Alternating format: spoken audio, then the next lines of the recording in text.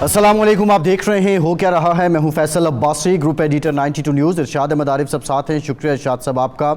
ईरानी सदर इब्राहिम रईसी 3 रोज़ा दौरे पर पाकिस्तान पहुंच चुके हैं। पाकिस्तान पहुंचने पर उनका पुरतपाक इस्तकबाल किया गया, उन्हें गार्ड ऑफ ऑनर पेश किया गया और वज़ीर-ए-आज़म पाकिस्तान शहबाज शरीफ के साथ उनकी एक तवील मुलाकात हुई है। इस मुलाकात में इसराइल की जानिब से गज़ा में जो निहत्ते शहरियों पर बर्बरियत की जा रही है उसकी मज़म्मत की गई है। साथ ही साथ जो पाकिस्तान और ईरान का बाहमी तिजारत का जो हजम है उसको $2 अरब से $10 अरब तक पहुंचाने के बारे में भी बातचीत हुई है। और जो दीगर बाहमी दिलचस्पी के उमूर हैं दोनों ममालिक के, उस पर बड़ी सैर हासिल गुफ्तगू हुई है वज़ीर-ए-आज़म पाकिस्तान और ईरानी सदर इब्राहिम रईसी के दरमियान। ये दौरा ऐसे वक्त में हो रहा है कि जब इसराइल और ईरान के बीच कशीदगी भी है। इस दौरे की इस तनाजुर में क्या अहमियत है, खित्ते के हालात में जो हालात हैं उस तरफ ये क्या पेशरफ्त है, पाकिस्तान और ईरान की जो इक़्तिसादी शराकत दारी है उसको तक़वियत देने के लिए ये दौरा कितना अहम है, खित्ते के अंदर इक़्तिसादी शराकत दारी को लेकर क्या किसी नए ब्लॉक की तश्कील होगी, इंतहाई अहम मामला है। और बिलखुसूस पाकिस्तान के तनाजुर में ये बात भी अहम है कि इससे पहले सऊदी वज़ीर ख़ारिजा की क़यादत में तकरीबन 100 रुकनी वफ़द आया था और अब ईरानी सदर आए हैं। पाकिस्तान की हुकूमत की ख़ारिजा पॉलिसी किस हद तक कामयाब है, इस पर कुछ मुफस्सल गुफ्तगू करेंगे। दूसरी जानिब ज़िमनी इलेक्शन हुए 21 अप्रैल को। इन इलेक्शंस में बज़ाहिर हुक्मरान जमात मुस्लिम लीग नून ने मैदान मारा है और लाहौर की तमाम नशिस्तें मुस्लिम लीग नून और एक नशिस्त जो है वो इस्तेहकाम पाकिस्तान पार्टी ने जीती है। साथ ही साथ जो KPK है उसमें डेरा इस्माइल ख़ान से वज़ीर आला अली अमीन गंडापुर के भाई फैसल अमीन गंडापुर कामयाब हुए। बाजोड़ से जो PTI के हिमायत याफ्ता उम्मीदवार थे उनको शिकस्त हुई। बुनियादी तौर पे जो 8 फरवरी के इलेक्शन और उसके बाद ये ज़िमनी इलेक्शन ये किस बात का तयन कर रहे हैं, क्या जो धांधली के इल्ज़ामात थे वो ठीक थे, अब जो इलेक्शन हुए हैं वो कितने शफाफ थे, गुजरात में जो कुछ हुआ वो हकीकत में तनकीद कितनी है या हकीकत कितनी है, पाकिस्तान तहरीक इंसाफ इस बात को बढ़ा चढ़ा के बयान कर रही है या वाक़तन ऐसा हुआ है। इन तमाम मामलात पे बात करेंगे। इरशाद साहब, ज़िमशन हो गए, जो PTI है वो क्लेम करती थी 8 फरवरी को हमारा मैंडेट चोरी हुआ, हमारे साथ धांधली हुई है, लेकिन अब की बार तो बिल्कुल वो जिसे कहते हैं कि झुर्लू फेर दिया मुस्लिम लीग नून ने, ऐसा ही लगा कल के इलेक्शन में। अच्छा, ये झुर्लू की जो आपने इस्तेमाल की है, इसकी जो बानी है वो इत्तेफाक से मुस्लिम लीग है। 50 के अशरे में इलेक्शन हुए थे पंजाब में, बहावलपुर में, और उस वक्त ऐसा हुआ कि पुलिस को, इंतज़ामिया को इस्तेमाल करके अपोजिशन को बिल्कुल नॉकआउट कर दिया गया। उस वक्त किसी मंचले ने ये झुर्लू की इस्तेलाह इस्तेमाल की कि मुस्लिम लीग ने या हुकूमत ने आम इंतखाबात पर झुर्लू फेर दिया कि सारी सीटें ही ज़बरदस्ती ले ली। झुर्लू होता क्या है? झुर्लू यही होता है कि भरपूर धांधली करके डंडी मार के आप कोई चीज़ अपने कब्ज़े में ले लें। तो आपने ख़ुद इस्तेमाल करके, मैं तो नहीं इस्तेमाल करना चाहता था, लेकिन इसका मतलब है मैं तो इसको इरशाद साहब पॉजिटिव उसमें ले रहा हूँ।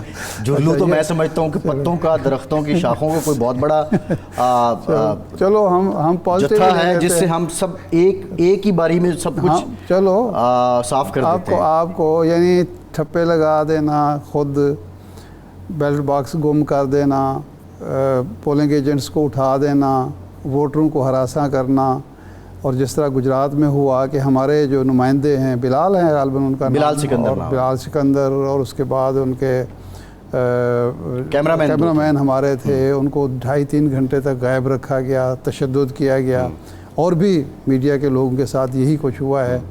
तो ये असल में झुर्लू होता है जिसको आप पॉजिटिव सेंस में ले रहे हैं। गुजरात को तो हम अनफॉर्चुनेट उसको बिल्कुल कहेंगे, बदकिस्मती है, लेकिन लाहौर से तो ऐसा कुछ रिपोर्ट नहीं हुआ। लाहौर में भी ज़ीशान जो थे, ज़ीशान रशीद ने जो कुछ दिखाया मीडिया को दोपहर को ही, मैं तो उस वक्त इत्तेफाक से TV देख रहा था और हमारा चैनल ही मैं देख रहा था, तो यहाँ भी कुछ सूरत हाल ऐसी ही थी। लेकिन मेरा ख़्याल है ये अब جو اس میں سے جو پہلو ہے وہ دیکھنے کا یہ ہے کہ اس الیکشن سے نہ حکومت بننی تھی نہ بگڑنی تھی، کوئی فرق نہیں پڑنا تھا اوور آل نتائج پر، نہ قومی اسمبلی میں نہ صوبائی اسمبلی میں۔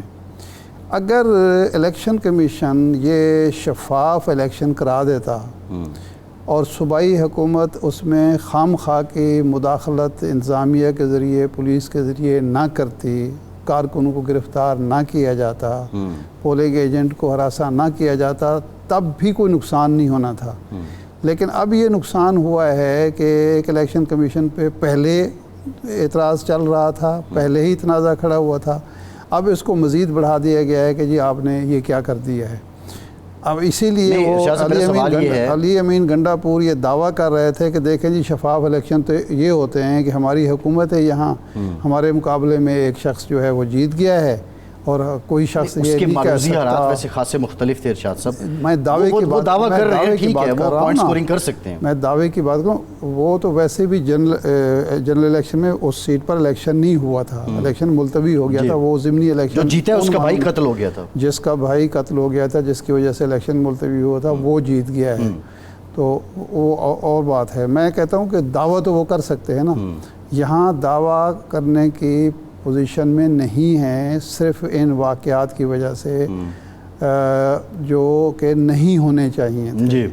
اگر اب جو صحافی ہیں، مطلب صحافی کارڈ لے کے پھر رہے تھے، جو الیکشن کمیشن نے جاری کیے تھے کہ جی آپ پولنگ اسٹیشن پہ جا کے دیکھ سکتے ہیں کہ پولنگ صحیح ہو رہا ہے، عملہ جو ہے وہ وہاں الرٹ ہے، پریزائڈنگ افسر، تو اگر وہ اس صحافی کو آپ داخل نہیں ہونے دے رہے ہیں، وہ جو گنتی کا عمل ہے وہ اس کو دیکھ نہیں پا رہا، تو اس کا کیا مطلب ہے؟ آپ کیوں روک رہے ہیں؟ ایک اس کے پاس جینوئن ڈاکومنٹ موجود ہے، لیگل ڈاکومنٹ موجود ہے، آپ کیوں نہیں جانے دے رہے؟ یہ لاہور کی بات میں کر رہا ہوں، یہ لاہور میں ایسا ہو رہا تھا، تو اس کے پیچھے کیا منطق ہے؟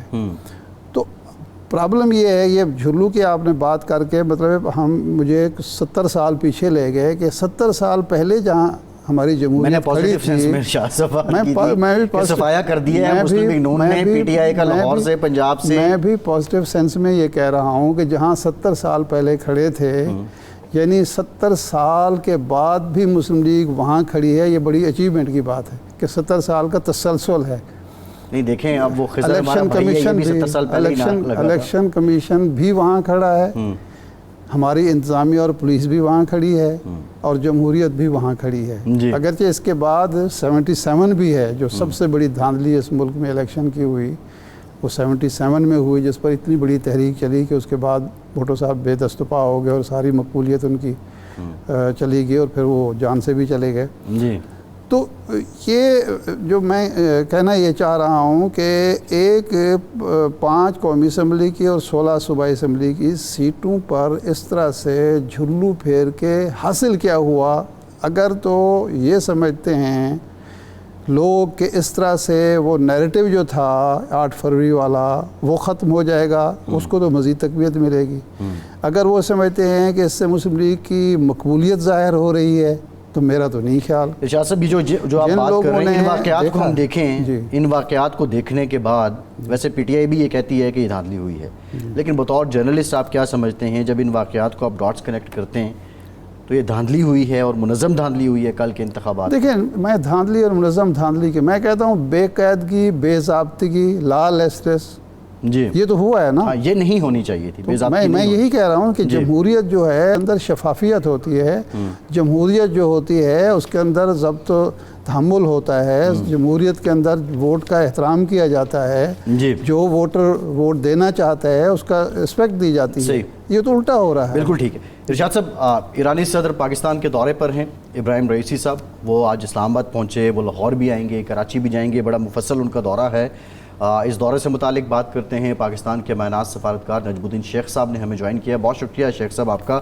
یہ بتائیے گا، ایرانی صدر ایسے وقت میں دورہ کر رہے ہیں کہ جب اسرائیل اور ایران کے درمیان کشیدگی ہے اور بڑا تناؤ ہے، اس دورے کی اہمیت کیا ہے دورہ پاکستان کی؟ دیکھیے، ایران اور پاکستان پڑوسی ہیں، ایران کے سے ہمیں تیل لینے میں، گیس لینے میں آسانی رہے گی، تو ہمارے لیے تو یہ ضروری ہے کہ ہم ان کے ساتھ یہ تعلق بڑھائیں اور ان سے یہ تیل خریدیں، یہ گیس خریدیں. اگر اور امریکہ کو ہمیں سمجھانا پڑے گا کہ جناب آپ اگر چاہتے ہیں کہ آپ ایران کے خلاف سینکشنز لگائیں اور ان کے تیل کو روکیں تو آپ پہلے تو یہ پتہ کیجئے کہ ہندوستان کتنا تیل خرید رہا ہے ایران سے، آپ کے دوسرے دوست جو ہیں وہ کتنا تیل خرید رہے ہیں ایران سے. اب ہم پہ یہ پابندی لگانا یہ ہے کہ ہم پہ آپ ایکسٹرا کاسٹ لگانے کو تیار ہیں تو اس سے نہ آپ کو فائدہ ہوگا، نہ جس خطے میں آپ استحکام چاہتے ہیں اس کو فائدہ ہوگا. ہمارے لیے ڈپلومیٹکلی ہماری کوشش یہ رہے گی کہ ہم آپ کے ساتھ رشتہ وہی رکھیں جو ابھی تک قائم ہے، اور ایران کے ساتھ جو ہمارا رشتہ تھا اور جو رشتہ بڑھنے کا امکان ہے تیل اور گیس کے سلسلے میں یا دوسری تجارت کے سلسلے میں، اس کو ہم آگے بڑھا سکیں. اور اس میں بڑھانے میں کوئی ایسی خاص دقت نہیں ہے کیونکہ ہمارے پاس ابھی بھی بارٹر ارینجمنٹ ہے. وہ ایران ہم سے چاول خریدنا چاہتا ہے اپنی فوج کے لیے، اب وہ گوشت بھی خریدنا چاہتا ہے، اور ہمارے ہاں ابھی بھی سرپلس گوشت ہے جو کہ ہم بیچنے کو تیار ہیں، اور ابھی اسمگل ہو کے جا رہا ہے. اب اسمگل ہونے کی بجائے بہتر ہے کہ اس کی پوری طرح سے قانونی طور پہ یہ ایکسچینج ہونی چاہیے. اور وہ میں سمجھتا ہوں کہ جو معاہدے ہوئے ہیں ایران کے ساتھ ان میں یہ شامل ہے کہ جب ہم اس کو تجارت کو بڑھا کے ایک نئے سطح پہ لے جانا چاہتے ہیں تو اس کو لے جانے کے لیے یہ ضروری ہے کہ ہم ان سب چیزوں کو پوری طرح سے ایکسپلور کریں. ہمارے لیے تو بہت آسان ہے کہ ہم وہاں سے تیل اور گیس خریدیں. ان کے لیے یہ ہے کہ وہ چاول کے علاوہ ہم سے اور کیا کیا خرید سکتے ہیں اور ہم کیا کیا دے سکتے ہیں. ہمارے ہاں ابھی تیل دینا آسان ہے، کیا کہتے ہیں چاول دینے آسان ہے، لیکن ہو سکتا ہے کہ مستقبل میں ہم ان کو گندم بھی دے سکیں، اور ان کو گندم کی بھی ضرورت پڑے گی کیونکہ ان کے ہاں پانی کی قلت ہے، اور اس کی وجہ سے ان کے ہاں جتنی گندم پیدا ہوتی تھی وہ بہت کم ہو گئی ہے. ان کے ہاں جتنے چاول پیدا ہوتے تھے وہ کم ہو گئے ہیں. دونوں کے لیے ہمارے پاس سے وہ خریداری کر سکتے ہیں. شیخ صاحب، گزارش یہ ہے کہ اس وقت ہمارے جو تجارتی حجم ہے وہ $2 ارب کا ہے، جس میں سے 150 ملین $1.5 ارب ہم امپورٹ کرتے ہیں ایران سے، اور 500 ملین ٹوٹل 50 کروڑ ہم ایکسپورٹ کرتے ہیں. یہ توازن ہے ہمارا تجارتی.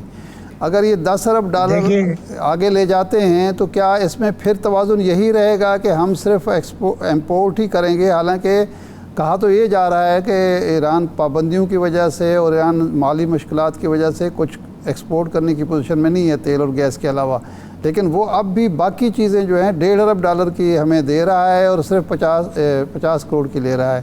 آئندہ بھی یہی چلتا رہے گا؟ نہیں، دیکھیے ہمارے ساتھ مسئلہ یہ ہے کہ ہم نے اپنے ملک کو اسمگلرز پیراڈائز بنا دیا ہے. ہمارے ہاں بہت ساری چیزیں آ رہی ہیں ایران سے جس کا ہمارے ہاں اسٹیٹسٹکس میں نہیں آتا ہے. یہ چیز ہے ہمارے لیے بہت بری. یہ ضروری ہے کہ جو چیزیں ہم ان کو بیچ رہے ہیں ان کو پوری طرح سے ریکارڈ کیا جائے. اور میں سمجھتا ہوں کہ یہ کہنا کہ آپ کے اتنا بڑا ڈیفیسٹ ہے ٹریڈ میں، یہ صحیح نہیں ہے. یہ صحیح نہیں ہے کیونکہ ہماری طرف سے جو چیزیں جاتی ہیں وہ اسمگل ہو کے جا رہی ہیں. اسمگلنگ کرنے کو بند کرنا ضروری ہے اور ان سب کو لیجٹیمیٹ ٹریڈ کا حصہ بنانا ضروری ہے. تو پہلے ہمیں اب اورنگزیب صاحب جو بات کر رہے ہیں کہ ہمیں اپنی ٹیکس ریشوز ٹھیک کرنے ہیں، ہمیں اپنی جو ارینجمنٹس ہیں، ٹریڈ ارینجمنٹس ہیں، اسپیشل اکنامک زونز ہیں، یہ سب کرنے ہیں. تو اس کے لیے آپ کو ایران سے بہتر پارٹنر ملنے کے امکان کم ہیں. اب یاد رکھیے کہ اگر آپ کو پائپ لائن بنانی ہے مثلاً, تو وہاں پہ مبارک اسٹیل مل جو ہے وہاں پہ سے آپ کو پائپ ملیں گے, اور اس کے ساتھ اگر آپ کو ایکسپرٹیز چاہیے پائپ کو لے کرنے میں, وہ بھی ایران سے مل سکتی ہے. تو آپ یہ ضرور ہے کہ کچھ عرصے کے لیے آپ کا جو ہے ٹریڈ ابھی بھی جو امبیلنس آپ کو نظر آ رہا ہے وہ امبیلنس رہے گا, لیکن وہ امبیلنس آپ کے فیور میں ہے, کیونکہ ٹھیک ہے امبیلنس ہے لیکن ہمارے یہاں سے بھی چیزیں جا رہی ہیں, اور جو چیزیں ہم لے رہے ہیں وہ اور جگہ سے لینے کے بجائے اگر ایران سے لیتے ہیں تو ہمیں سستا پڑتا ہے. اچھا شیخ صاحب, یہ اس وقت موجودہ جو عالمی صورتحال ہے, IMF کی محتاجی ہمیں درپیش ہے, اور آپ کو پتہ ہے IMF کا ایک سیاسی ایجنڈا بھی ہوتا ہے, سفارتی ایجنڈا بھی ہوتا ہے. کیا ہم گیس پائپ لائن معاہدے کو میل تک پہنچا سکتے ہیں, یا اب ہمیں منت سماجت کرنی پڑے گی کہ جی ایک تھوڑا سا ایکسٹینڈ کریں اور آپ اس طرف نہ جائیں جو جرمانہ ہم پر عائد ہو سکتا ہے؟ دیکھیے یہ اس میں آپ کی ڈپلومیسی کا کام ہے. یہ میری نظر میں آپ یہ نہ کریں کہ صاحب آپ یہ کہیں کہ ہمیں کچھ اور وقت دے دیں. میرا خیال یہ ہے کہ اب آپ کو امریکہ کو سمجھانا ہوگا کہ ہماری ضروریات ہیں, اور ان ضروریات کو پورا کرنے کے لیے ایران کے ساتھ ایران سے تیل اور گیس لینا ہمارے لیے اہم ہے, اور آپ اگر استحکام چاہتے ہیں اس خطے میں تو ہم پہ اس پہ پابندی نہ لگائیں. اس میں ڈپلومیسی کا بہت بڑا رول ہے, اور اس کو آپ کو اختیار کرنا پڑے گا. جہاں تک آپ نے سوال اٹھایا میسائلز کے سلسلے میں, دیکھیے یہ میسائل والا سوال جو ہے یہ پرانا سوال ہے, اور یہ ہوتا رہے گا, کیونکہ امریکہ کی جو پالیسی رہی ہے کہ لانگ رینج میسائل آپ نہ بنائیں, کیونکہ ان کو خدشہ یہ رہتا ہے کہ آپ لانگ رینج میسائل بنائیں گے اور وہ مشرق وسطیٰ گلف کوآپریشن کونسل کے ممالک جو ہیں شمال سعودی عربیہ کے ساتھ, قطر کے ساتھ, کہ ان کے ہاں اگر یہ پہنچے گا تو پھر اسرائیل کے لیے خطرے بڑھ جائیں گے.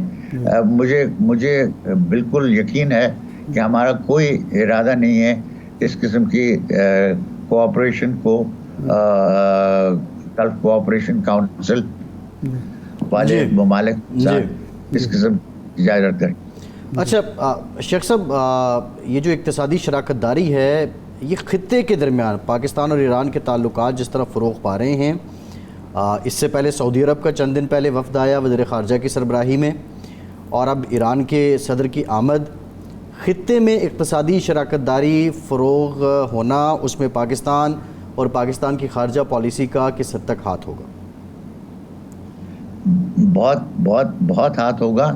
اور دیکھیے ابھی تک جو خدشہ رہا ہے اور جو خدشہ ابھی بھی گلف کوآپریشن کونسل کے ممالک کو ہے وہ ایران کا ہے. وہ ڈرتے ہیں کہ ایران جو شیعہ اقلیت یا شیعہ اکثریت والے ممالک ہیں گلف کوآپریشن کونسل میں, ان کو اکسانے کی ان کے پاس قوت ہے.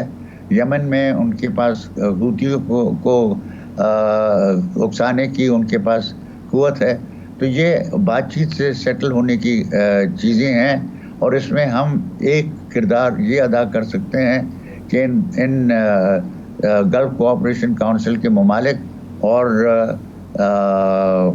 ایران کے درمیان ہم کوشش کریں کہ یہ جو مشکلات ہیں ان کو دور کیا جائے, اور کچھ اعتماد ایک دوسرے میں پیدا کرنے کے میں کوشش کریں. یہ اس کے باوجود کہ امریکہ میں اس کی خاص اپوزیشن ہوگی, لیکن دیکھیے امریکہ کا تو جو رویہ ہے وہ اس سے ڈٹرمن ہوا ہے کہ صاحب انہوں نے ہمارے لوگوں کو ہاسٹیج رکھا تھا. اب اور وہ جو JCPOA کا ذکر ہوا اس کو وہ اب امپلیمنٹ کرنے کے لیے شاید اتنی وہاں پہ دلچسپی نہیں ہے جتنی ہونی چاہیے. ہمیں کوشش یہ کرنی چاہیے کہ آپ JCPOA کو پورا کریں اور ایران کو واپس لائیں ان ممالک کے شمار میں جن کے ساتھ نارمل ریلیشن شپ ہو سکتی ہے، اور نارمل ریلیشن شپ کریں ایران اور گلف کوآپریشن کونسل کے ممالک کے درمیان۔ اس میں سعودی عربیہ کا ایک کلیدی کردار ہوگا۔ سعودی عربیہ کا ہمارے ساتھ ایک رشتہ ہے اور بہت پرانا رشتہ ہے، اس میں ہم شاید کوئی اگر صحیح ڈپلومیسی استعمال کریں تو ہم بھی ایک کردار ادا کر سکتے ہیں، اور وہ کردار کلیدی کردار بھی ہو سکتا ہے۔ اچھا شیخ صاحب، ایک ریلوے لائن کا بھی منصوبہ تھا جو ایران اور غالباً تاجکستان، آذربائیجان یا ترکمانستان، افغانستان، پاکستان، انڈیا اس میں شامل تھا، وہ بھی ٹھپ پڑا ہوا ہے، جبکہ ایران اور افغانستان کے درمیان وہ منصوبہ چل رہا ہے۔ تو آپ سمجھتے ہیں کہ یہ وقت ہے کہ اس پر بھی بات ہو اور آگے بڑھایا جائے اس معاملے کو، کیونکہ کنیکٹیوٹی کے لیے تو بہت ضروری ہے وہ؟ کنیکٹیوٹی کے لیے ہمیں ضروری یہ ہے کہ ہماری جو ہے ابھی ہے ہماری ایران کے ساتھ ریلوے لنک ہے، اور ایران کے لوگ ہم ان کی تنخواہیں دیتے ہیں، وہ وہاں پہ اسٹیشن بنائے ہوئے ہیں۔ اب اس کو بڑھانا ہے، اس کو بڑھا کے اور ایران کی جو ریل کنیکشنز ہیں اس کے ساتھ ملانا ہے اور اس کو آگے بڑھانا ہے۔ اب اس کے لیے محنت کی ضرورت ہے، مہارت کی ضرورت ہے، اور ہمارے ہاں پہلے تو پاکستان ریلویز میں بہت ماہر ہوا کرتے تھے، اب مجھے یقین نہیں ہے کہ کتنے ماہر ہیں، لیکن اب بھی ہمارے ہاں اس قسم کا ٹیلنٹ ہے کہ اس کو ہم پورا کر سکتے ہیں، لیکن اس لیے آپ کو ڈیڈیکیشن کی ضرورت ہے۔ اس کے لیے پکا کرنا ہے کہ جو اورنگزیب صاحب اور چیزیں کرنا چاہتے ہیں ان میں یہ چیز بھی کریں کہ بھائی ہماری جو کنیکٹیوٹی ہے اس کو بڑھانے کے لیے ریلویز ایک خاص چیز اختیار کر سکتی ہے۔ جی ٹھیک، بہت شکریہ نجم الدین شیخ صاحب، آپ کے وقت کا آپ ہمارے ساتھ موجود تھے، ایک بار دوبارہ حاضر ہوں گے۔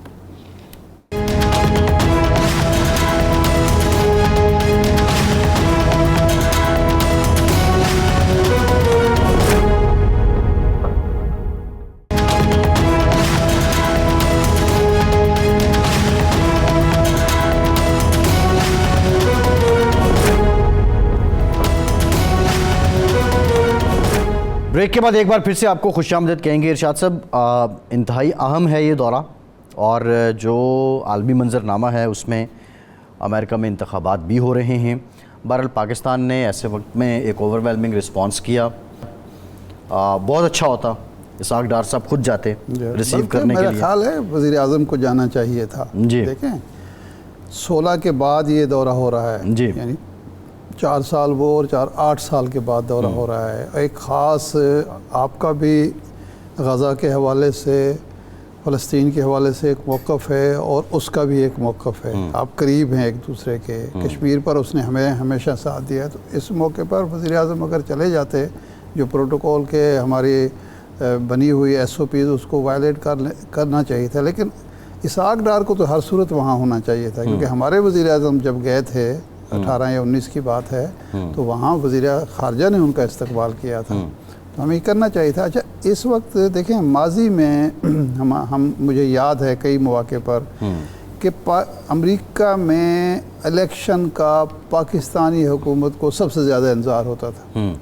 کیونکہ الیکشن ڈیز میں جب انکمبنٹ حکومت جو ہے اس کی گرفت کمزور ہو چکی ہوتی ہے، نئی حکومت کا انتظار ہو رہا ہوتا ہے الیکشن کے، تو اس وقت ہم کئی اقدامات کرتے تھے، اور اس کا فائدہ ہمیں یہ ہوتا تھا کہ جو حکومت جا رہی ہوتی ہے وہ روک نہیں پاتی تھی، اور اگلی حکومت اس بات پہ اگنور کر دیتی کہ چلو جی اب تو یہ کام ہو گیا، اب کیا کریں۔ جی تو یہ بھی اگر یہ دورہ اس پس منظر میں اس سوچ کے ساتھ ہے، تو میرا خیال ہے اس موقع پر ہمیں ہمت کر کے جرأت کر کے دیکھیں، امریکہ کی طرف سے 2 چیزیں سامنے آ گئی ہیں ہمارے۔ جی اسی موقع پر ہمارے بیلسٹک میزائل کے حوالے سے 2 کمپنیاں چائنا کی اور 2 کمپنیاں بیلاروس کی، ان پر پابندیاں لگا دی گئی۔ جی یہ پہلے بھی ہوتا رہا ہے۔ مطلب ہے یہ کیا طریقہ ہے، کیوں ایسا کیا جا رہا ہے، ایک بات۔ دوسرا، جو IMF نے لسٹ جاری کی ہے، پاکستان کو ان جنگ زدہ ممالک کی فہرست میں کھڑا کر دیا ہے، جس میں یمن ہے، جس میں عراق ہے، جس میں شام ہے، سوڈان ہے، سوڈان ہے، صومالیہ ہے۔ IMF کو یہ کیوں ضرورت پڑی، جبکہ ہمارا ایک پروگرام جو ہے جانے لگے، ہم ایک پروگرام میں جانے لگے ہیں۔ یہ لسٹ میں شامل کرنے کا مطلب ہے کہ آپ اپنی مزید شرائط مسلط ہم پر کرنا چاہتے ہیں، اور جو انویسٹر ہے انٹرنیشنل، اس کو ایک تاثر دینا چاہتے ہیں کہ یہاں تو حالات ٹھیک نہیں ہیں۔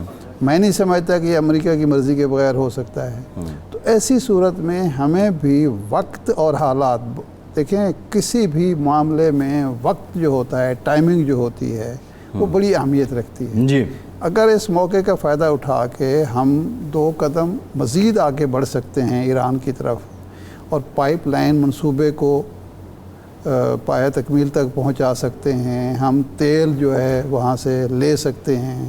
ہاں، یہ ارشاد صاحب جو آپ بات کر رہے ہیں، دیکھیں سی پیک پہ بھی یہی کچھ تھا، لیکن ایٹ دا اینڈ جب وہ بن گیا تو وہ اب بارگیننگ چپ بن گیا۔ چپ بن گیا۔ اب امریکہ جو ہے وہ کہتا ہے جی آپ سی پیک، اور چائنا اس کے ساتھ قرض آپ کو بڑے ہیوی سود پہ دیتے ہیں، ہم آپ کو گرانٹس دیتے ہیں، ہم آپ کو کم سود پہ قرض بھی دیتے ہیں، ایکسپورٹ ہے ہماری، ایکسپورٹ منڈی، یہ سب باتیں اپنی جگہ موجود ہیں۔ لیکن کل 4 جب دن پہلے جو مودی نے بیان دیا کہ روس سے ہم نے تیل لیا امریکہ کی مخالفت مول لے کے، اور اس کا ہمیں فائدہ یہ ہوا کہ ہماری معیشت بہتر ہوگی۔ جی اب سب سے بڑا اتحادی جو انڈیا کا ہے اس خطے میں، وہ تو امریکہ کا، وہ تو انڈیا ہے۔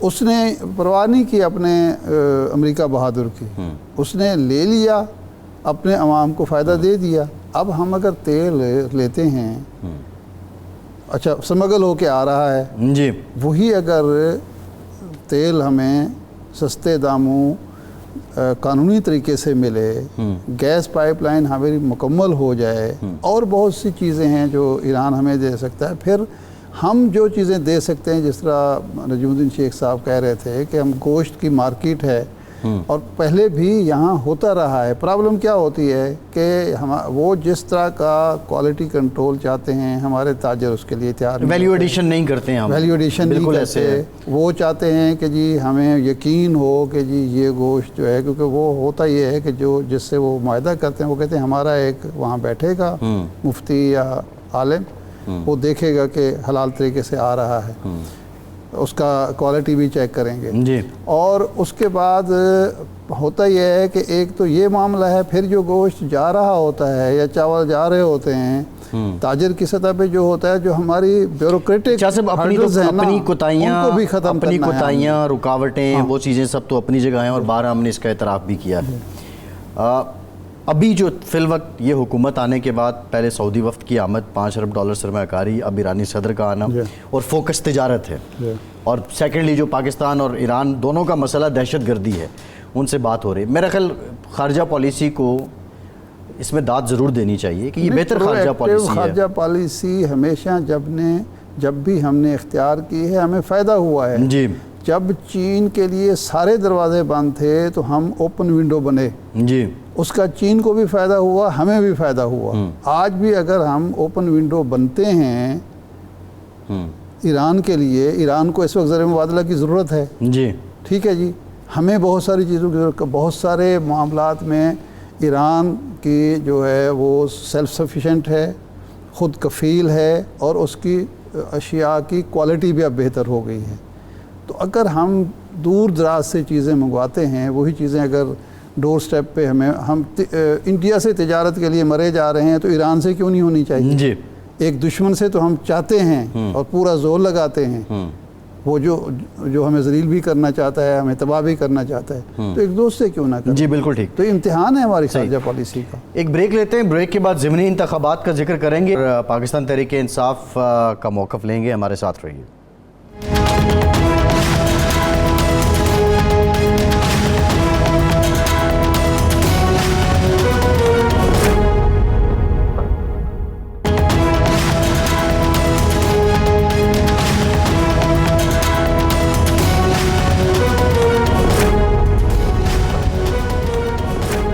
بریک کے بعد ایک بار پھر سے آپ کا خیر مقدم کرتے ہیں. ارشاد صاحب, سابق وزیر اعظم نواز شریف صاحب چائنا جا رہے ہیں, 5 روزہ دورہ ہے. بظاہر یہ کہا گیا ہے, بلکہ حقیقت بھی یہی ہے کہ ان کا نجی دورہ ہے اور وہ علاج کے لیے جا رہے ہیں. لیکن 3 مرتبہ کے وزیر اعظم اور ایسے وزیر اعظم کے جن کے دور میں چائنا کے ساتھ قربتیں بڑھی ہیں, ان کا یہ دورہ صرف اسی حد تک ہوگا اپنے علاج کے لیے, یا اس کے کوئی سفارتی پہلو بھی ہوں گے؟ دیکھیں, سنا یہ ہے کہ انہوں نے وزارت خارجہ سے بریفنگز بھی لی ہیں. اگر تو وہ بریفنگز لی گئی ہیں تو اس کا مطلب ہے کہ کچھ وہ جا کے وہاں ملک اور قوم کی خدمت بھی کرنا چاہتے ہیں, کچھ معاملات جو ہیں وہ اٹھانا چاہتے ہیں. ظاہر بات ہے کہ وہاں ان کی ایک واقفیت ہے, قبولیت بھی ہے, ان کی قبولیت ہے. ظاہر بات ہے کہ یہ سی پیک کے حوالے سے تو بہرحال کوئی انکار نہیں کر سکتا. تو اگر وہ چاہتے ہیں, جاتے ہیں, کچھ کرتے ہیں تو ملک کے لیے فائدہ ہوگا. لیکن پرابلم ہمارے یہاں یہ ہے کہ ہمارے ہاں جو ایک رویہ ہے حکومت کی, اقتدار کی راہداریوں میں, وہ یہ ہوتا ہے کہ یہ ہمارے بابو یہ سمجھتے ہیں کہ ہمارے علاوہ کوئی یہ کام کیوں کرے, اور ہم تو حرفاً مولا ہیں. تو کیا یہ میاں صاحب جو کچھ کریں گے یا کرنا چاہیں گے اس کی ان کو ادھر سے بھی اجازت ملے گی, یا جو کچھ وہ کمٹمنٹ اگر کوئی لے کر آتے ہیں یا کر کے آتے ہیں تو وہ اس کو آنر کیا جائے گا؟ یہ ایک بڑا سوال ہے. ہمارے ہاں بہت سارے معاملات جو ہوتے ہیں وہ اس لیے خراب ہو جاتے ہیں کہ جب بھی کوئی سیاسی لیڈر, خواہ وہ وزیر اعظم ہی کیوں نہ ہو, وہ کرتا ہے اپنی ثوابدید پہ اور اپنی ویژن کے مطابق, تو وہ جو ہمارے بابو لوگ ہیں نا وہ اس کو پسند نہیں کرتے. اچھا, رپورٹ یہ ہوا ہے کہ پنجاب کے جو پروجیکٹس ہیں اس سے متعلق میاں صاحب بات چیت کریں گے, ملاقاتیں کریں گے. اب یہ میرا خیال ہے کہ یہ تو کام ان کو نہیں کرنا چاہیے, کیونکہ ایک قومی لیڈر ہیں وہ, اور چین اور پاکستان کے تعلقات جو ہیں ان کو صوبے اور ملک کے درمیان تعلقات 3 بار کے وزیر اعظم ہیں, 3 بار وزیر اعظم, یہ نہیں ہونا چاہیے. وہ جائیں تو ملک کے لیے وہ جائیں, کسی ایک صوبے کے لیے نہیں. زرتاج گل صاحبہ نے ہمیں جوائن کیا ہے, پاکستان تحریک انصاف کی سینئر رہنما ہیں, سنی اتحاد کونسل کی ممبر نیشنل اسمبلی ہیں. بہت شکریہ زرتاج صاحبہ آپ کا. زرتاج صاحبہ, ضمنی الیکشن ہو گئے اور بالکل آؤٹ کلاس کیا ہے مسلم لیگ نون نے آپ کو, تو کیا یہ اس بات کو ظاہر کرتا ہے کہ 8 فروری کا الیکشن ٹھیک تھا اور مسلم لیگ نون کا مینڈیٹ درست تھا؟ زرتاج صاحبہ. جی سوری, آپ لوگوں کا مائک خراب تھا, کائنڈلی دوبارہ سے میرے سے جی, میرا سوال یہ ہے کہ ضمنی الیکشن میں مسلم لیگ نون نے فتح حاصل کی ہے, آؤٹ کلاس کیا ہے آپ کی جماعت کو پنجاب میں, اور کیا یہ اس بات کو ثابت کرتا ہے کہ 8 فروری کا الیکشن ٹھیک تھا اور جس پہ آپ نے شور ڈالا تھا مسلم لیگ نون کا وہ مینڈیٹ بھی درست تھا؟ سمپل سی بات ہے کہ ایک ہی بات اسٹیبلش ہو گئی ہے کل کے ضمنی الیکشن کے اندر کہ مسلم لیگ نون کو اور جو بھی ان کے ساتھ سسٹم کے اندر کوآپریٹ کر رہا ہے ان کے جھوٹے مینڈیٹ کو اور کندھا دینے کے لیے دھاندلی میں ان کو جو ہے وہ میرا خیال ہے کہ بہت زیادہ ایکسپرٹیز حاصل ہو گئی ہیں. پہلے تھوڑا تھوڑا جو تھا وہ کہیں پکڑے بھی جا رہے تھے, لیکن اب ان کو کوئی شرم نہیں آتی, بند دروازوں کے پیچھے وہ مورے نہیں لگاتے ہیں, وہ ڈائریکٹ پولیس کے ساتھ, وہ ڈائریکٹ پریزائڈنگ آفیسر کے سامنے ہی لگا لیتے ہیں, وہ ڈائریکٹ جو وہ پولیس اسٹیشن کے اوپر قبضہ کر لیتے ہیں, وہ ڈائریکٹ جو ہے وہ فارم 45 پہلے سے سائن کروا دیتے ہیں. اس لیے اگر کسی نے دنیا میں بیسٹ پریکٹسز جو ہے وہ فالو کرنی ہے, وہ ملکوں کو فالو کرتے ہیں.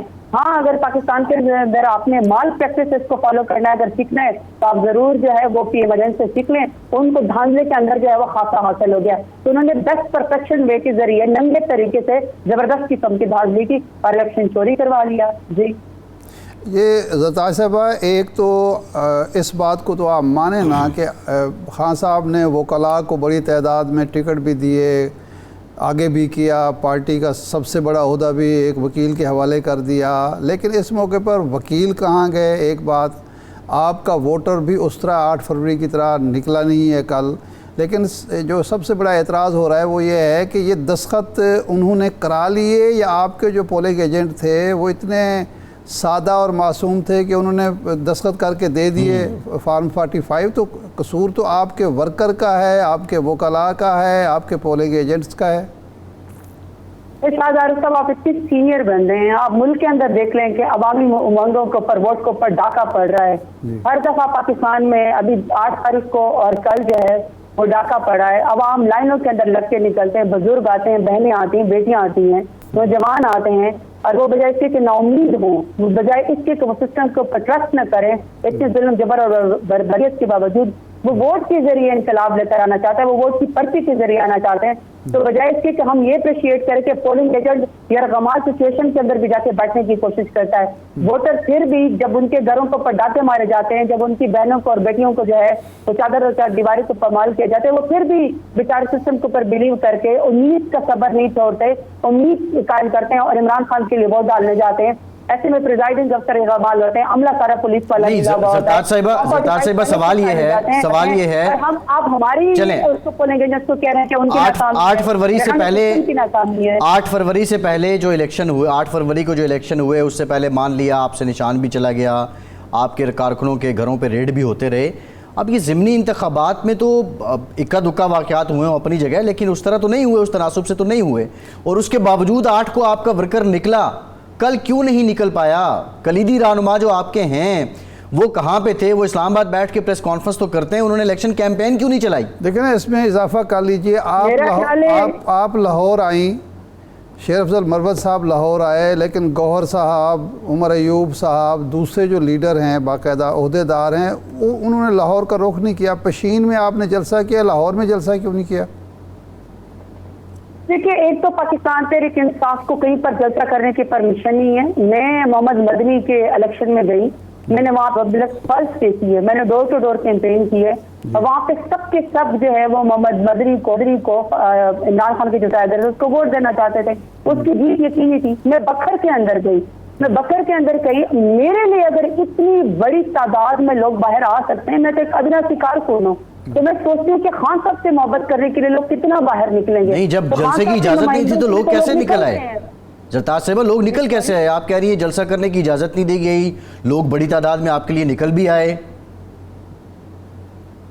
بالکل نکل آئے، مجھے بکر میں جانے نہیں دیا گیا، اور لیکن میں ایک اور کچے کے راستے سے، کیونکہ میرا مقصد تھا کہ میں نے لڑائی تو لڑنی نہیں ہے، میں اپنے اداروں کی اور جتنے بھی پولیس نے کام والے میں ان کی عزت کرتی ہوں، چاہے جتنا بھی یہ ظلم کریں، میں دوسرے راستے سے، کیونکہ میرا فرض تھا کہ میں اپنے الیکشن کیمپین کروں۔ یہ میں آپ کو اس کا ریزلٹ یہ آپ کے سامنے میں آپ کو دکھاتی ہوں، PP93 کا بکر کا ایک پولیس اسٹیشن کا میں آپ کو ریزلٹ سناتی ہوں، جو 1127 ہے وہ مسلم لیگ نون کے امیدوار نے حاصل کی ہے، جبکہ یہاں ٹوٹل رجسٹرڈ ووٹ ہی 1138 ہے، تو 1138 میں ٹوٹل ووٹ ہے وہ PMLN نے 1127 بکر میں حاصل کی ہیں۔ ایک ہی امیدوار کو یعنی PMLN کو ووٹ پڑے، باقی کسی امیدوار کو ووٹ نہیں پڑے، اور جو ہے ایک بھی ووٹ ریجیکٹ نہیں ہوا۔ یہ کون سا پولنگ اسٹیشن ہے؟ مطلب ہے کہ یہ میں آپ کو پولیس اسٹیشن واٹس ایپ کر دیتی ہوں، میں آپ کی پروڈیوسر آصف کو واٹس ایپ کر دیتی ہوں، یہ تو میں صرف آپ کو ایک ایگزامپل دے رہی ہوں۔ ڈیرہ غازی خان میں بھی اور بہت سارے علاقوں میں بھی الیکشن ایسے ہوا کہ ابھی آپ نے خود کہنا کہ لوگ نہیں نکلے، تو 18% سے لوگ کے قریب اپروکسیمیٹلی لوگ باہر نکلے، کیونکہ فصل کی کٹائی بھی ہو رہی تھی، گندم لوگوں نے کاٹی تھی، 18% کے قریب لوگ شاید باہر نکلے، وہ تو آبزرویشن بعد میں آ جائے گی۔ آپ نے کیا کم تعداد میں نکلے، لیکن پھر ریزلٹ 60% کیسے ہو گیا، 70% کیسے ہو گیا؟ MPA کو جو ہے MNA سے بھی زیادہ جو ہے وہ ووٹ پڑ گیا، یعنی 18% ریزلٹ کے اوپر 60% ریزلٹ کیسے نکل آئے، ووٹ کیسے پڑ گئے؟ یعنی پھر کس نے ٹھپے لگائے؟ تو ٹھپے تو سامنے پریزائڈنگ آفیسر گجرات میں رو رہے تھے کہ ہمارے سامنے کہ پہلے سے بکسے بھر دی اور ہم کچھ بھی نہیں کر سکتے، بے بس ہے۔ تو اس لیے سسٹم نے اگر ڈاج کرنا سیکھ لیا ہے، مال پریکٹسز کر لی ہے اور ٹھان لیا ہے کہ عوام کے مینڈیٹ کو ڈاکہ مار کے شرمندہ نہیں ہونا، عوام کے ووٹ چوری کرنے ہیں اور دینی ہی PMLN کو ہے، تو پھر بھی ہمارے ورکرز کی بھی ہمت ہے، ہمارے لیڈران کی بھی ہمت ہے، اور ہمارے ووٹرز کی اور ہمارے پولنگ ایجنٹس کی بھی ہمت ہے کہ وہ پھر بھی سسٹم کے اوپر بلیو کر کے ووٹ کے لیے نکلتے ہیں۔ جی اچھا، میرا سوال وہ رہ گیا ہے کہ یہ جو لیڈرشپ ہے آپ کی، وہ کیوں نہیں پنجاب کا انہوں نے رخ کیا؟ عمر ایوب صاحب ہیں، گوہر صاحب ہیں، اور لوگ ہیں، یہ انہوں نے لاہور کا اور پنجاب کا رخ کیوں نہیں کیا؟ یہ کیا مصلحت تھی؟ نہیں بالکل، گجرات کل بیرسٹر گوہر صاحب بھی گئے تھے، عمر ایوب صاحب بھی گئے تھے، میں بھی گئی ہوں، شیر افضل مروت صاحب بھی گئے ہیں، چریارہ PD بھی باہر نکلے، بہت سارے لوگ کل جانا تو اور ہے زرتاج صاحبہ، کیمپین تو نہیں چلائی، کمپین چلانے کی کیمپین بات تو نہیں کر چلائی ہے، کمپین تو آپ نے اور کون شیرف دیتا صاحب ہے؟ میں عمر ایوب، نہیں شہزاد صاحب آپ ذرا جی۔ ڈیٹا نکال کے دیکھیں، میں عمر ایوب، زین قریشی، بیرسٹر گوہر، آپ جتنے بھی ہمارے مین لوگ ہیں، آپ ذرا ہمارے ریکارڈ تو دیکھیں. ایک دن ہم ایک ٹیم میں پنڈی میں کھڑے ہوتے ہیں جہاں پہ کبھی ہم نے اے ٹی ایم کو وہ توڑا ہوتا ہے، پیسے چرائے ہوتے ہیں، کبھی جو ہم نے اسٹریٹ لائٹ چرائی ہوتی ہے. دوسرے دن ہم گجرانوالہ پہنچے ہوتے ہیں جہاں پہ پتہ چلتا ہے کہ ہم نے کسی کے گھر کے اوپر حملہ کر دیا جبکہ میں ڈیرہ غازی خان موجود تھی. تیسرے دن جب وہ فیصلہ آباد پہنچتا ہے ایک سیکوینس لگا، 43 FIR ہیں، ایک کوچ سے نکلتے ہیں، دوسرے سے نکلتے ہیں، تیسرے میں تو پاکستان تحریک انصاف کے تمام لیڈر تو پورے دن کوچ کے چکر لگاتے رہتے ہیں. اس کے باوجود سائفر کیس میں، عزت کیس میں سارا دن جو ہے وہ کوچ کے اندر حاضر دیتے ہیں، جو بوگس کیس ہیں بشرا بی بی کے اوپر، ہمارے لیڈر عمران خان کے اوپر اور ہمارے تمام لیڈران کے اوپر، ورکرز کو ہمارے جو ہے وہ اس کو اٹھایا گیا، ان کو انصاف سے رسائی نہیں ہو رہی خواتین کو. اس کے باوجود بھی ہم کوشش کریں کہ ہم پنجاب میں، اور آپ کو پتہ ہے کہ پنجاب بیٹل گراؤنڈ ہے. نہیں ڈیرہ اسماعیل خان میں بھی ضرورت نہیں تھی کیا جہاں فیصل امین جیتے ہیں؟ دیکھیں KPK کے جو سینیریو ہے، آپ ایک چیز کو دوسرے کے ساتھ مکس نہیں کرتے نا، سویپنگ اسٹیٹمنٹ دے سکتے ہیں، آپ کو ایک ایک اس کو دیکھنا پڑتا ہے. آپ ریحان زیب کو دیکھ لیں، اس کی شہادت ہوئی تو اس کا بھائی جو ہے وہ جیت گیا. ہمارے ورکرز بڑا ڈفرینٹ سوچتے ہیں، ہر کوئی اپنی شعور کے مطابق نہیں چلتا ہے. ہم یہاں پہ آئے لیکن آئی ایم سوری ٹو سے جو پنجاب میں نے حالات دیکھے، پنجاب تو وہ کہتے ہیں کہ یہاں کوئی جرات ہی نہ کرے، وہ کہتے ہیں کہ ہم سب مجبور ہیں، کوئی ووٹ کے لیے نہیں آئے، جو مرضی کر لو، جو رزلٹ کر لو، جتنے بھی عوام کے وہ پیرا دے دے. وہ کہتے ہیں رزلٹ اور صرف خاندانی شریفہ کے حق میں نکلے گا. جیتے گے پیے میں لینے کی طور پر یہاں پہ چڑیا بھی پر نہیں مار سکتی ہے. تو KPK کا ماحول ڈفرینٹ ہے. وہاں اگر آپ علی امین گنجاپور کے بھائی کی فیصل امین کی بات کریں تو دوسری طرف پھر آپ باجوڑ کا بھی رزلٹ دیکھیں جس کو پر ہم نہیں، باجوڑ میں تو آپ کا امیدوار ہار گیا نا، اس میں تو جو آپ کی پارٹی نے جس کو ٹکٹ دی، آپ کے بانی نے جس کو نامزد کیا وہ تو ہار گیا. وہاں تو ایک شخص جس کو آپ لوگوں نے ریجیکٹ کیا تھا، جس کو مسترد کیا تھا، اس کو عوام نے قبول کر لیا. ریجیکٹ ہم نے کوئی نہیں کیا. ریحان زیب جو ہے مطلب شہید کر دیے گئے تھے، پہلے تو اس کی بات کر لیتے ہیں نا جی. ایک نوجوان بچے کو اس طرح گولی مار کے شہید کر دیا گیا، اس کا بوڑھا باپ جس طریقے سے جو اس کو تکلیف اور آزمائش میں ان کو ڈالا گیا، پہلے تو اس کو کنڈیم کرنا چاہیے. بالکل کنڈیم کرتے ہیں، لیکن وہ آپ کا امیدوار تو تب بھی نہیں تھا، ریحان کو ٹکٹ نہیں ملی تھی. دوسرا نہیں، دوسری بات دیکھ لینا، میں پھر آگے بھی تو بات کر رہی ہوں. دوسری بات یہ ہے کہ جب ہماری پارٹی نے MNAs اور MPs کو جنہوں نے پارٹی کے لیے قربانی دی، اگر وہاں ٹکٹ دے بھی دی تو عوام نے اپنے شعور کے مطابق فیصلہ کیا. لیکن اسی حلقے کے، اسی علاقے کے ڈسٹرکٹ کے اگر آپ پریزائڈنگ آفیسر کے ان رائٹنگ دیکھیں، انہوں نے جو پریس کانفرنس کی ہے، رائٹنگ جو انہوں نے وہ نکالا ہے، ایک پورا ڈائریکٹیو نکالا ہے، اپلیکیشن نکالی جس میں وہ رو رہے ہیں کہ کس طریقے سے ان کو یہ رگامال بنا کے کس طریقے سے ان کو کہا کہ ریزلٹ چینج کی طور کے حق میں کیا جائے. میں صرف آپ کو یہ کہہ رہی ہوں کہ ہلکا تو ہلکا ہم دیکھ رہے ہیں. میں تو پنجاب میں بیٹھی ہوں نا، میں نے ڈیرہ غازی خان کی بات کی، میں نے بکر کی بات کی، میں نے لاہور کی بات کی. مجھے پتا ہے کہ ووٹر سارے کا سارے عمران خان کے ساتھ تھا، سارے کے سارے کینڈیڈیٹ ہمارے والے ساتھ ہیں. لیکن آئی ایم سوری ٹو سے ریزلٹ جو ہے وہ پالیسی بن جاتا ہے، وہ PMLN کو ہی مل جاتا ہے.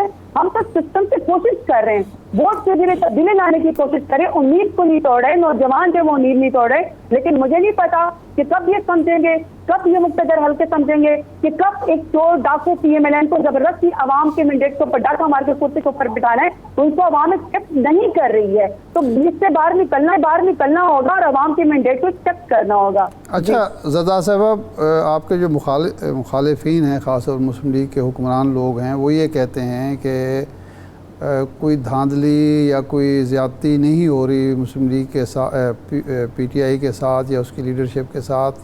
جو انہوں نے غلطیاں کی اس کا وہ خمیازہ بھگت رہے ہیں. لیکن یہ سارا شور شرابہ، یہ تحریک کی دھمکیاں اس لیے ہیں کہ ملک میں سرمایہ کاری آ رہی ہے.